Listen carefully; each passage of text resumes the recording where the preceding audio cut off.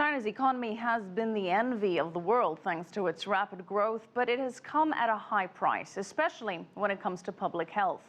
Now, so-called cancer villages are popping up in some areas, highlighting the human cost of economic progress. Our correspondent Teressa has the report from a polluted village in Chuachong province. Mid-autumn in China, a time of joy and family reunion.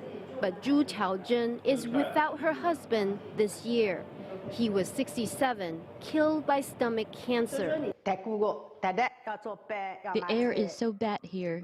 He went everywhere with his bike. His nose was always congested. He was in a lot of pain. I miss him every day. We used to farm and cook together.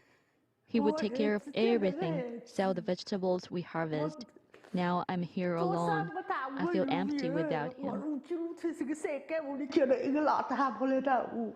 Zhu says her husband was not the only one to die of cancer. Over the years, dozens of her fellow villagers in Xin lost the battle, and dozens more are suffering. Her neighbor, Shen Yuanxian, is fighting lymphatic cancer. I've lost a lot of my hair from chemotherapy 3 times already. One more and I would die, she says. She cannot afford the pain or the money. Chemo is more than $2,000 US, 70% paid by insurance, but her children pay the rest. And each month, they must come up with more than $2,000 US to cover her medications. It's already been 3 years since she was first diagnosed. I need more money to keep me alive, she says. But she wished she could sweep away cancer. She also has pneumonia and other complications. Zhejiang province is home to many of China's cancer villages, some nestled in lush farmland. Now, cancer is an open secret here, at least for this neighborhood. As we traveled through in the last couple of days, the residents here openly told us where to locate the patients. Now, local officials, on the other hand, may not be as open to discussing the issue. Some villagers tell us they actually receive money from some factories to keep quiet. I am at a community well in a village in the city of Shaoxing in China's Zhejiang province.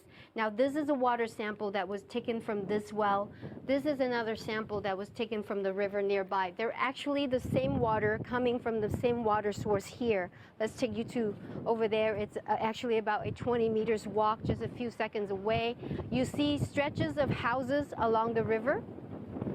And behind the houses, there's actually a factory, and one of hundreds of factories here in Zhejiang province in the dyeing and printing factory here.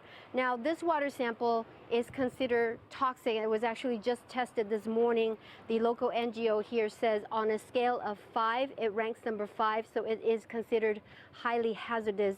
And the NGO was advising the local villages here to stop using it. And they're saying it's not even suitable for gardening, it's not suitable for watering plants. Needless to say, laundry, drinking, cooking, facial wash, and shower. So they're telling people not to use it. However, the villagers here tell me that they have no choice but to use it. Reasons being, number one, some of the wells are actually drying up. So the well that we were at just earlier is the only well that they could actually get water from. Number two, this village in particular has no drinking water system. Number three, although there is a weekly supply of drinkable water in bottles, because they have to work, they have no way of fetching the water from the company that delivers it. Now, over the years, the local NGO and as well as international organizations like Greenpeace have been monitoring the levels of contamination here, not just in water, but in air and soil as well. But there has nothing has really been done. Some of the villages play environmental detectives and collected their own samples as well. They've been protesting this to the central government, voicing their concerns to the local authorities, but they said nothing had been done. Now, the first cancer villages were first reported in 1998, but it was not until earlier this year that the central government of China actually openly admitted and recognized the existence of cancer villages. Until there is a concrete solution, the villagers tell me that, you know what, they have been so used to the idea of people dying from cancer and their high risk of having cancer, they will continue, quote unquote, to breathe and breed. Some of the young couples tell me that they will continue to get married, and carrying on the family name is so essential that they will continue to have kids despite the high risks of cancer. Teressa, CCTV, Zhejiang Province.